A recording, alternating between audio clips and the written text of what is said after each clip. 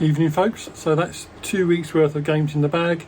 European football has begun, so let's see how it's made a difference to the DJ Living's Fantasy Premier League.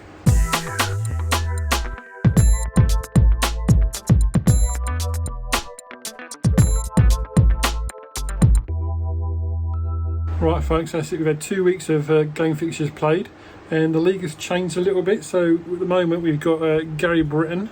He's in the lead. He got 65 points in the last week. It's up to 403 now.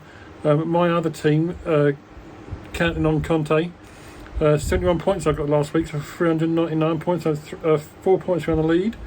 Andrew Wright has dropped a bit, 44 points last week. He's at 384 at the moment. Adam Anderson, 372. And Narongrit Shrisak, hopefully. And Pawan Atwaria. I've both got 367, and they're bringing up joint fifth. Like I said, as per usual, I will put up the top 15 to 20, and you'll see if your name's in that little section. At the bottom at the moment, on 216 points, is Selinam Kojo.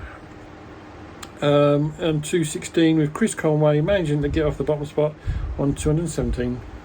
Right, so like I said, we've had 2 weeks. I'm going to go through first of all last Tuesday's fixtures in week 5. So we had a few 5 out of 5 for Arsenal, managing another win in that week. They got a 2-1 win over Aston Villa. Not exceedingly convincing really over Villa, a poor Villa side at the moment, but still a win. We had 6 goals from Man City. Another hat-trick from Haaland. It's 2 hat-tricks in 2 games. The man is scoring goals for fun. How many he's going to end up with at the end of the season, who knows? If you haven't got him in your team already, why not? He is expensive, I know, but he's going to get goals, a lot of them this season. We had 25 goals in that week and only 4 clean sheets, and that included a 0-0 Bournemouth against Wolves. So not many clean sheets really this week. United, 3 wins in a row from that week. Liverpool were a bit lucky with their result. They managed a 2-1 win over Newcastle. But like I say, though, Newcastle were unlucky not to get at least a point out of that game. Leicester still looking very poor, I'm afraid. They had another loss. West Ham picked up a draw against Spurs. And Southampton beating Chelsea 2-1, which resulted after the next week's game, has resulted in Tuchel getting the sack, which, you know, another half sacking so early in the season. But that's the way some chairmen are like. In game week 6, so the weekend's fixtures have gone. We had 2 teams scoring 5 goals apiece, and 2 teams probably not expected to score 5 goals apiece, and that's Brentford and Brighton against Leeds and Leicester, respectively. As I said, Leicester are looking very poor at the moment. They've only got 1 point so far this season out of their first 6 games. Brendan Rodgers has got to be biting his fingernails a bit at the moment with what's going on with the other 2 managers being sacked. But also an exciting game there, Nottingham Forest, Bournemouth. Bournemouth come out 3-2 victorious. Arsenal lost their 100% record, losing 3-1 to Manchester United. So that's Manchester United now 4 wins in their last 4 games.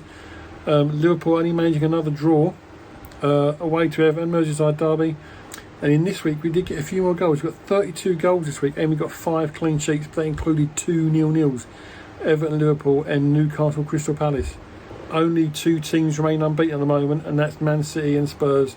But will that change next week? We'll go through the fixtures later on, but obviously this weekend coming up is the Man City and Spurs game. So will that change? Will one of them teams lose their unbeaten run?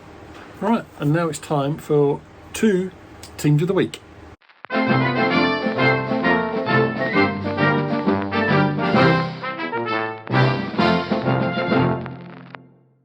Right, folks, first up we'll look at the week 5 team of the week. Started off in goal was Neto from Bournemouth, who managed the 6 points, which is not a great score for a goalkeeper, but you know, got him team of the week. Then we've got Man City 2 defenders. Cancelo got 12 points and John Stones got 10 points. Not played an awful lot this season at the moment, but he's had a good game that game. Then we've got Kilman from Wolves, had 9 points, and Dalot from Manchester United on 8 points. Midfield, Arsenal's Martinelli got 10 points, Soucek got 10 points for West Ham, and McAllister from Brighton also managed 10 points. I think, if I'm right, there was one or two other players that got 10 points, but like I said before, the cheapest players will get in Team of the Week. Up front, obviously, with the hat-trick man, Haaland manages 17 points, and Julian Alvarez, also from Man City, managed 12 points from the bench, scored a couple of goals from the bench, if I'm rightly. And the last player finishing off the Team of the Week for Week 5 is Armstrong from Southampton with 9 points. Now on to Week 6 Team of the Week. Starting off in goal with Nick Pope from Newcastle, managing 12 points, good score there. Defenders, 4 defenders. We've got Ben Chilwell on 10 points. Another one who's not started many games this season. I think he came off the bench for these 10 points as well. Then we've got Joe Gomez. He's back in the frame at Liverpool now, and he managed 9 points in that game week. We've got Collins from Wolves with 9 points, and then finishing the back 4 off with Trippier getting 8 points for Newcastle. Midfield 3, we've got Rashford, 18 points. He scored a goal. I think he possibly scored 2 goals in that game. 18 points to Man United. He's another one of these players. Although he's a forward player, like Mo Salah, he's classed as a midfielder in the Fantasy Premier League, but he scored 18 points. McAllister, Team of the Week for 2 weeks in a row. He got 14 points this week. And Trossard, also from Brighton, managed 12 points to finish off the midfield. The front 3, even Tony scored a couple of goals again for Brentford, managed to get 17 points. Dominic Solanke, Bournemouth, he's managed 12 points. And then Daka from Leicester has got 11 points to complete the 2 teams of the week. Right, that leads on to the best players at the moment in the Fantasy League. Like I say, I run through about half a dozen or so. So we've got Haaland, surprise, 67 points so far this season. Next up is Tony with 45. So Haaland is 22 points better off than the next best player in the Fantasy Premier League at the moment after just 6 games. Gross is next from Brighton with 42 points. Then Rashford and Kane on 40 points. And then McAllister and Mitrovic on 39 points. Let's take a look at Week 7's fixtures.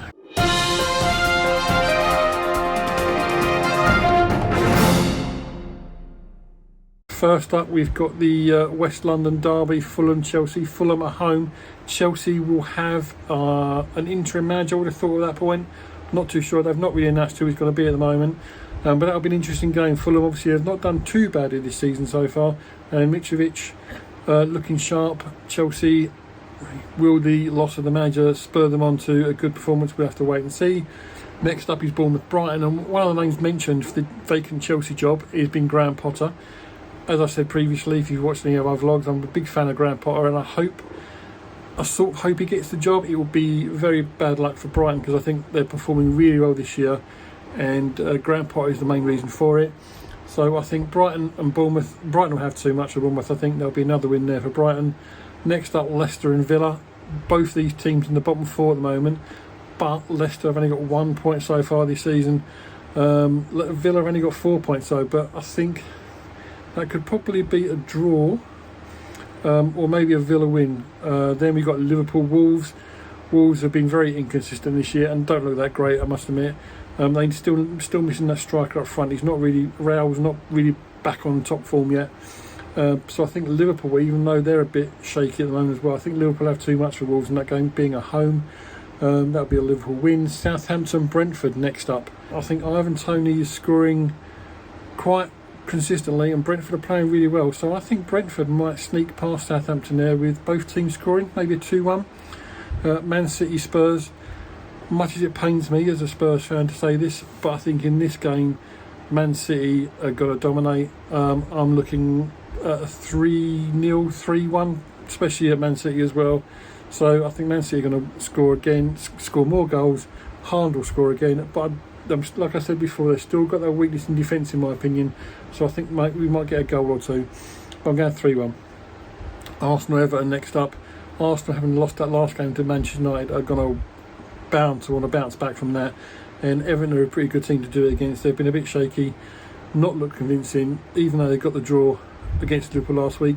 Merseyside derby, it's just a different ball game. So I think back to normal proceedings, and Arsenal will beat Everton next week in my opinion. West Ham Newcastle. West Ham still not looking great, and Newcastle are very hot and cold. As I've said that quite a few times this, I know, but I think early on in the season there are a few teams that are really up and down. I think Newcastle are one of those middle teams. West Ham at the moment are trying to stretch into that middle team, but they're still a bit lacking. Next up, Palace and Man United. As I said before, 4 wins in a row for Man United, and I think this week they'll make it number 5. Crystal Palace are not looking good under Vieira, unfortunately, but I hope they give him some time, because he's not a great squad there, I'm afraid, for Vieira. So that'll be a Man United easy win. And then Leeds Forest. This will be an interesting game. This is a game that I can't really call. I presumed that before I looked at the league table during the week or during the weekend, I sort of thought Forest had been doing all right this season, but they're in the bottom 3. So it threw me a little bit. So I think Leeds will probably get a win, or it'll be a draw, as Leeds are at home. But that's the fixtures for next week, and we'll just have to wait and see what happens. Also, with European football during midweek, will that make any difference to teams? Will Man City maybe rest Haaland? Will Tottenham rest Kane or Son? They've rested Son for game week 6. Will they rest him again for next week, or will they rest one of the other two, Kane or Kulusevski? Liverpool players, will any of them be rested? So we'll just have to wait and see what happens in game week 6.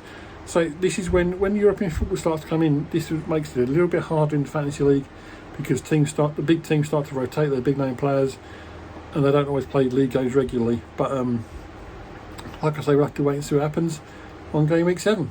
And the last segment, as promised, is the players to watch for this coming weekend. I'm going to pick one player in each position for now, maybe progress to further later on down the line, but at the moment just one player in each position. So I'm going to start off with goalkeeper and defender, really, because both of Newcastle players, I've got Nick Pope in goal for Newcastle and Trippier in defence. At the moment, Nick Pope is 5.1 million, which is about an average kind of price for a goalkeeper. The best goalkeepers go for just over 5.5 to 5.6, something like that. Middle of the range is like 5 million, so 5.1 million.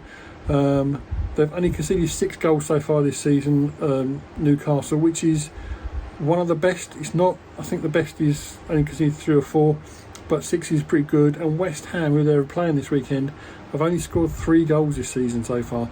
I know they've brought in some more players. They've got a new striker, got a new attacking midfielder. They may be more of a threat.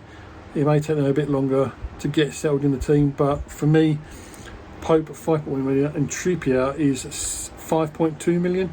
He's also a defender who scores goals. He takes corners. He scores goals from free kicks. So he's a set piece taker. That's always a bonus when you're looking at defenders. So they're my 2 tips for goalkeeper and defender. Midfield, 2 weeks in a row, he has got team of the week, and that's McAllister from Brighton. Brighton, as I said, are away to Bournemouth. Bournemouth are not looking great. Brighton are looking really strong so far this season, so I think they'll perform well this weekend as well, and I can see McAllister maybe getting a goal or so, but he'll get some good points for you this week. And the last player to look out for this week up front is Ollie Watkins. He's a striker, 7.3 million at the moment, which isn't cheap, but it's not expensive. The expensive strikers, you're looking at 9-10 million plus, so 7.3 million is a pretty good price. Villa this weekend have got Leicester. Leicester at the moment are conceding 16 goals in 6 games. Although he's not necessarily performed exceptionally well so far this season, he has managed team of the week once this year, and he has scored a couple of goals, so I think that will be the one to look out for this weekend. So that's my 4 players to watch for this weekend, number 7. The other thing to look out for, Rodrigo is out now. He's injured and he's potentially out for about a month. So any managers that have got Rodrigo, including myself, might look at either replacing him, or if you've got a good enough bench, just subbing him out for the time being and see what he's like when he comes back from injury. Right, folks, that was a bit of a packed video this week with going over the 2 weeks of the fixtures and looking at the teams of the week. I hope you've enjoyed this video. A bit longer than last week, like I say. Stick with us. Leave comments, like I said before. If you want to see anything or you don't like a certain segment I'm using, just comment down below, or just give me a comment to say what you're thinking about the video in general. Anyway, give us a thumbs up, give us a subscribe if you've not already, share the video if you can, and I shall see you next week. Right folks, that's it for this week. Let's look forward to next week's and see if any of the European games made any different to the weekend fixtures, and we'll look forward to the fixtures the week after. Take care guys, see you next week.